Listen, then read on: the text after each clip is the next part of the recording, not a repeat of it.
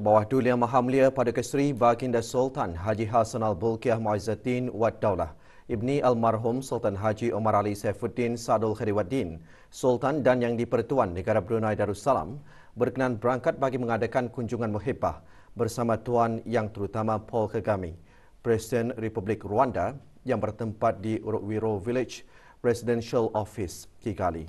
Berangkat mengiringi ke bawah Duli Yang Maha Mulia Paduka Seri Baginda Sultan dan Yang di-Pertuan Negara Brunei Darussalam ialah Duli Yang Teramat Mulia Paduka Seri Pengiran Muda Abdul Matin.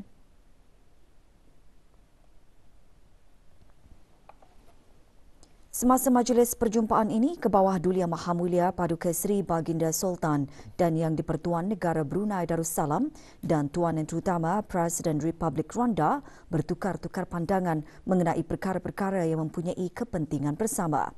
Hubungan diplomatik antara negara Brunei Darussalam dan Republik Rwanda telah dijalinkan pada 9 Disember 2020.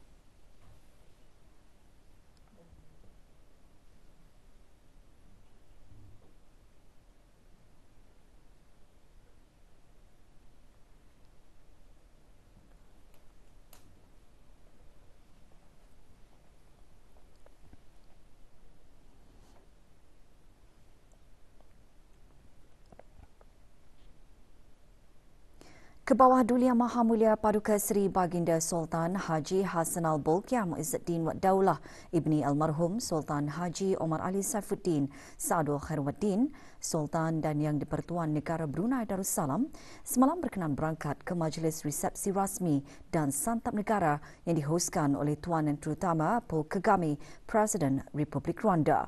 Majlis tersebut berlangsung di Pusat Persidangan Kigali. Berangkat mengiringi ke bawah Duli Yang Maha Mulia Paduka Seri Baginda Sultan dan Yang di-Pertuan Negara Brunei Darussalam ialah Duli Yang Teramat Mulia Paduka Seri Pengiran Muda Abdul Matin.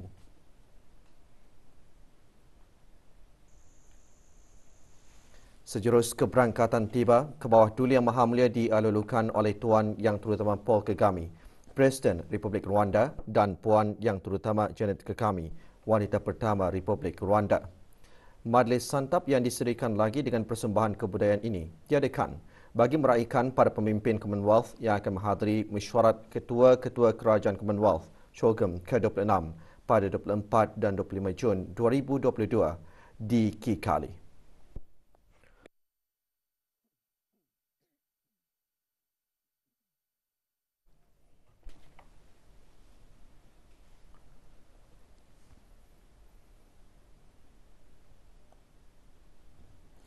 Status harian norma baharu COVID-19. Satu kes sedang berada dalam kategori 5 iaitu mereka yang memerlukan rawatan di unit rawatan intensif ICU. Sementara itu, 2 kes berada dalam kategori 4 iaitu mereka yang memerlukan bantuan oksigen dan di bawah pemantauan rapi. Kementerian Kesihatan juga memaklumkan 638 kes sembuh dilaporkan hari ini.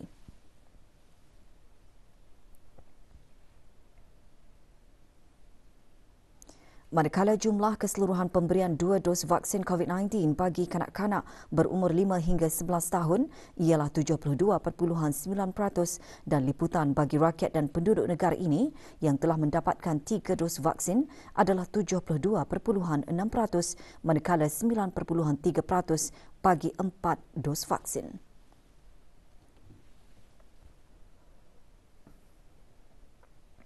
Minggu Tindakan Iklim Sempena Persidangan dan Pameran Pertengahan Tahun Brunei MYCE 2022 diteruskan hari ini dengan 2 tematik pada sesi pagi, iaitu tematik 5 Infrastruktur Berdaya Tahan Iklim dan tematik 6 Tanaman Berdaya Tahan Iklim.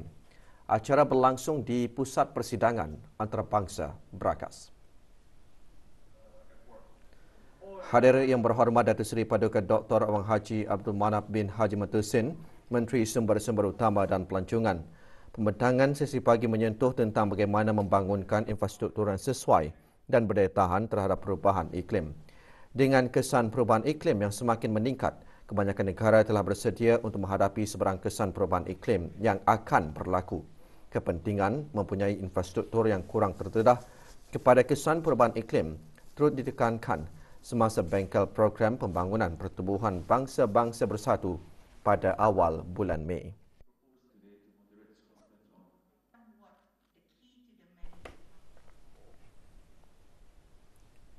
Di sebelah petang, 2 kertas dibentangkan semasa tematik ke-7 dengan tema penyelidikan dan inovasi mengenai adaptasi dan kedayatahanan yang membincangkan kehidupan di kampung air dan pertanian pintar alam sekitar. Ia adalah relevan kepada laporan terbaru panel antara kerajaan mengenai perubahan iklim yang menyatakan aktiviti manusia sebagai pemacu utama perubahan iklim.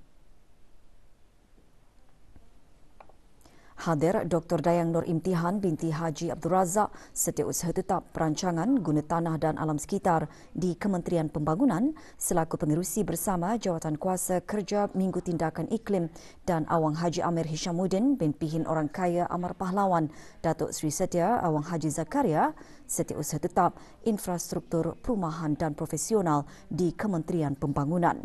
Antara yang disentuh semasa pembentangan, keadaan kumpulan penduduk berpendapatan rendah di kampung air yang terdedah kepada angin kencang dan risiko banjir akibat paras air laut yang meningkat serta mengenai kepentingan dalam menggunakan sumber secara optimal termasuk pertanian tidak bertanah.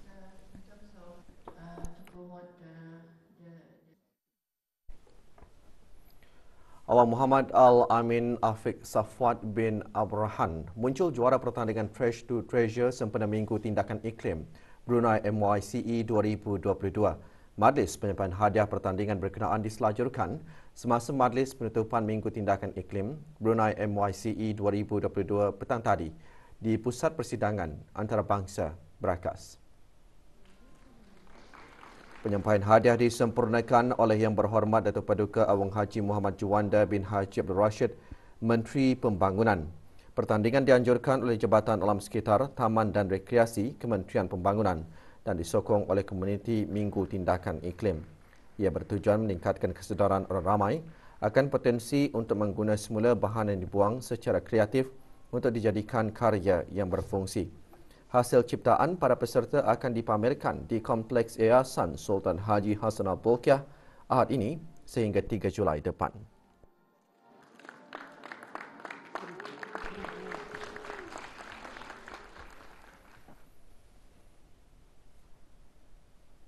Mesyuarat Majlis Perhimpunan Antara Parlimen ASEAN mengenai bahaya dadah AIPA-COD berperanan penting dalam memerangi dadah berbahaya melalui Parlimen-Parlimen negara AIPA sebagai penglaras untuk bertukar maklumat dasar dan penguatkuasaan undang-undang di rantau ASEAN.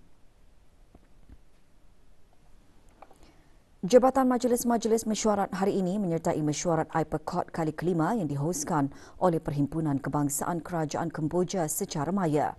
Mewakili negara selaku pemerhati mesyuarat yang dimulakan Pihin Orang Kaya Pekermajaya Datuk Paduka Awang Haji Judin bin Haji Alsar, Setiausaha Majlis Mesyuarat Menteri-Menteri Kabinet dan Jurutulis Majlis-Majlis Mesyuarat. Mesyuarat kali ini juga membincangkan mengenai isu menangani cabaran-cabaran ke arah komuniti ASEAN bebas dengan matlamat agar AIPA dapat menggunakan mekanisme inovatif dan alat-alat yang lebih berkesan untuk merealisasikan visi ASEAN. Mesyuarat disertai oleh 10 buah negara ahli AIPA termasuk negara Brunei Darussalam.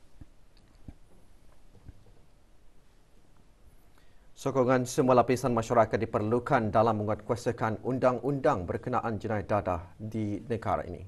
Ikuti bahannya seketika nanti, teruskan bersama Berita Perdana.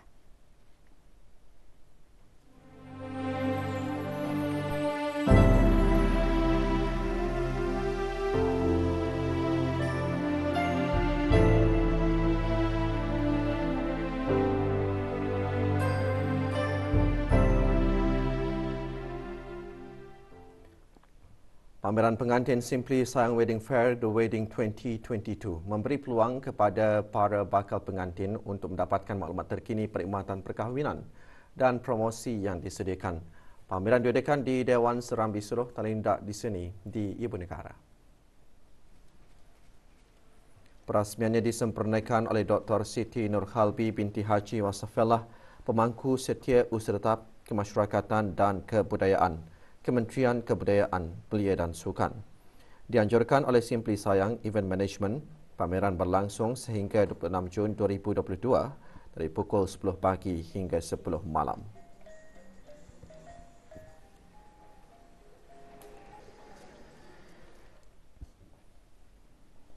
Pegawai Pejabat Urusan Jemaah Haji Negara Brunei Darussalam Perubatan yang sudah berada di Mekah Al-Mukarramah sejak 20 hari bulan lalu telah membuat persiapan rapi dengan menyediakan klinik sementara yang berpusat di Hotel Voco Mekah. Laporannya bersama Azizi Ahmad.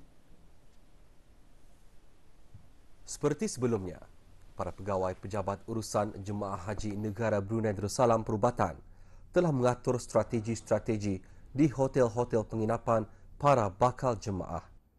Ini termasuk dalam menyediakan beberapa buah bilik pengasingan, klinik pemeriksaan serta pemeriksaan akut.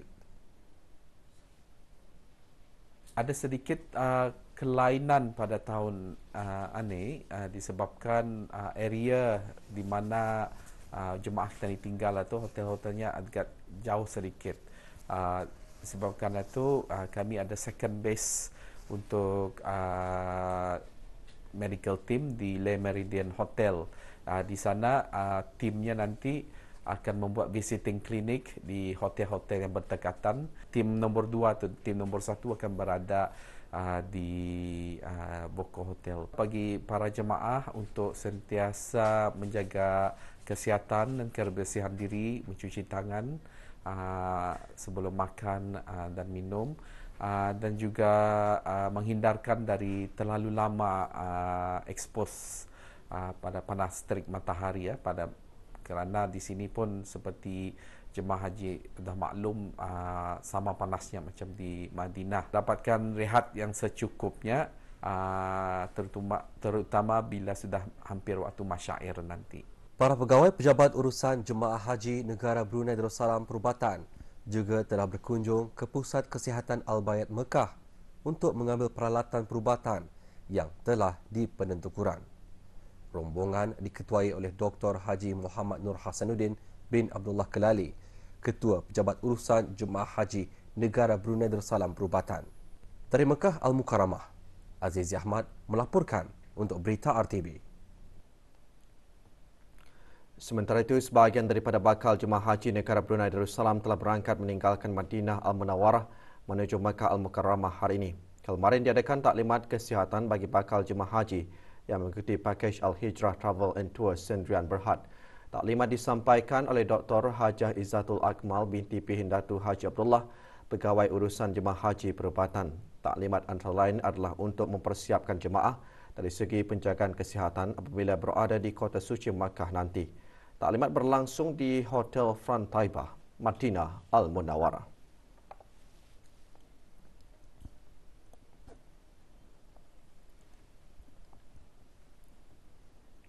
Agama Islam melarang umatnya daripada mendekati perkara yang boleh memudaratkan seperti meminum arak, berjudi, rasuah dan perkara yang boleh menghayalkan seperti penyalahgunaan dadah dan seumpamanya. Penyalahgunaan dan pengedaran dadah adalah dilarang dari segi syarak dan undang-undang negara kerana ia boleh mendatangkan kesan yang negatif dan memudaratkan. Khutbah Jumaat bertajuk Cegah Bersama Negara Bahagia juga menekankan antara kesan negatif dan kemudaratan penyalahgunaan dan pengedaran dadah ialah boleh menghancurkan rumah tangga, memusnahkan kesejahteraan hidup bermasyarakat dan membebankan negara. Oleh itu, dalam menguatkuasakan undang-undang berkenaan, jenayah dadah di negara ini, sokongan semua lapisan masyarakat adalah diperlukan untuk membantu Biro Kawalan Narkotik.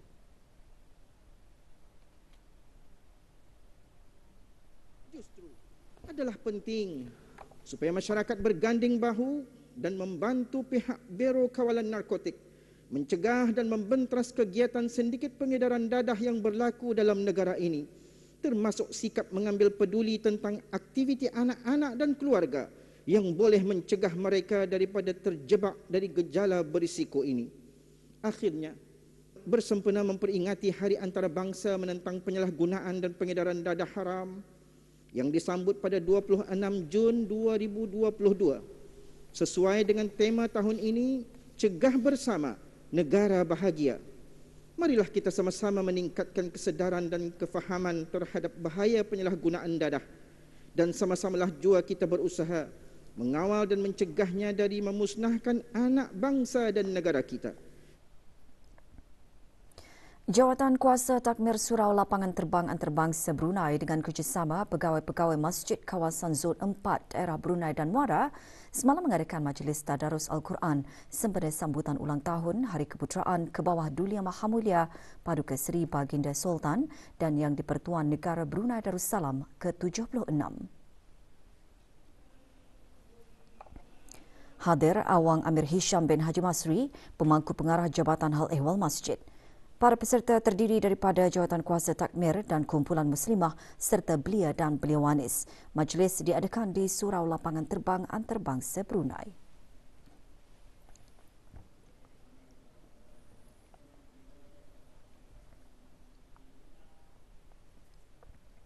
Ibadah korban dapat mengikis sifat tamak dan mewujudkan sifat murah hati untuk membelanjakan harta ke jalan Allah Subhanahu Wa Taala. Perkara tersebut dijelaskan dalam program tarbiyah di bulan Zulhijjah bersama mu'alaf kelebihan ibadah korban anjuran Pusat Dakwah Islamiah melalui bahagian pembangunan mu'alaf tarbiyah mu'alaf. Program tarbiyah berlangsung di Pusat Dakwah Islamiah Berakas. Hadir Awang Abdul Aziz bin Haji Abdul Kahar, penolong pengarah Pusat Dakwah Islamiah. Program dihadiri oleh para peserta kelas bimbingan mu'alaf daerah Brunei dan Muara. Program diserikan dengan tazkirah bertajuk Kelebihan Ibadah Korban, disampaikan oleh Awang Haji Muhammad Nasir bin Haji Osman, Pegawai Perkembangan Ukama Pusat Dakwah Islamiah.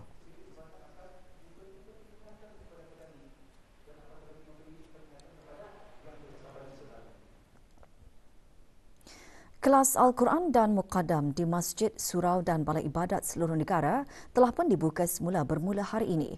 Setelah lebih 2 tahun ditiadakan, para tenaga pengajar dan pelajar menzahirkan rasa syukur.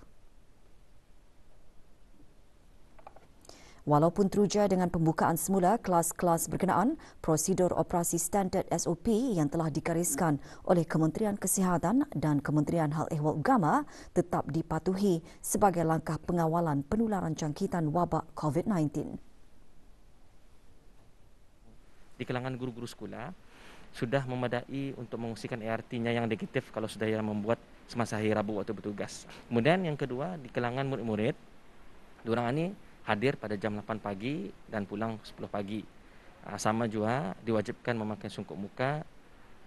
Ada gurunya akan membuat pemeriksaan suhu badan dan diorang pun akan mengungsikan ART itu melalui grup WhatsApp. Salah seorang pelajar meluahkan kegembiraan kerana dapat bersemuka dengan guru dalam meningkatkan lagi mutu bacaan Al-Quran. Belajar di rumah, kalau Indah di sekolah kan ajarkan. Pagi-pagi sendirilah di kelas kan baca Al-Quran sama-sama kawan. Kalau di rumah kadangnya sendirilah lepas sembahyang kan. Kaji Sedik Pembangunan Wanita di Negara Brunei Darussalam akan dijalankan dengan kerjasama Center for Strategic and Policy Studies CSPS bermula 25 Jun sehingga 31 Julai 2022. Dikendalikan di keempat-empat daerah, ia akan dikendalikan secara temubual, bersemuka dan secara rawak bersama responden wanita yang berumur 15 tahun ke atas. Antara objektif kaji selidik untuk mengumpulkan maklumat terkini mengenai data nasional dan mengenal pasti jurang dengan data antarabangsa, mengenal pasti cabaran semasa dan lazim serta peluang wanita di negara Brunei Darussalam dan untuk memajukan pembangunan wanita dan menyokong pembangunan pelan tindakan kebangsaan terhadap wanita di bawah jawatankuasa khas institusi keluarga, wanita dan kanak-kanak. Temu bual itu nanti juga akan melibatkan responden lelaki daripada isi rumah yang terpilih. Maklumat yang diperoleh akan dirahsiakan dan hanya yang akan digunakan untuk keperluan dalaman.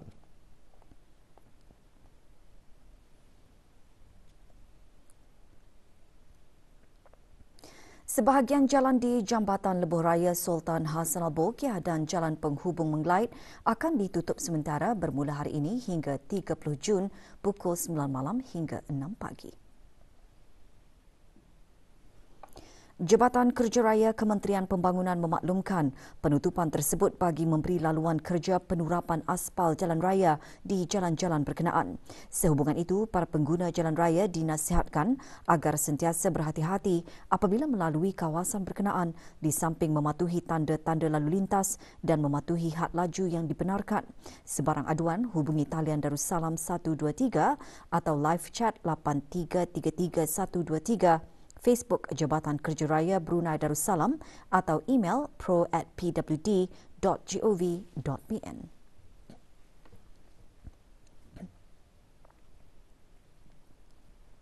Berita sukan. Pasukan bola sepak bawah 19 tahun negara Brunei Darussalam bertolak ke Indonesia hari ini bagi menyertai kejohanan AFF bawah 19 tahun 2022 yang dijadual bermula 2 Julai depan. Berada di lapangan terbang antarabangsa Brunei untuk mengucapkan selamat berlayar, Awang Haji Saleh Bostaman bin Haji Zainal Abidin, Timbalan Presiden Persatuan Bola Sepak Brunei Darussalam FABD. Delegasi negara diketuai oleh Awang Muhammad Nazib bin Haji Ali, pengurus pasukan. Pasukan negara dijadual bertemu Myanmar pada 2 Julai depan di Stadium Madya Senayan.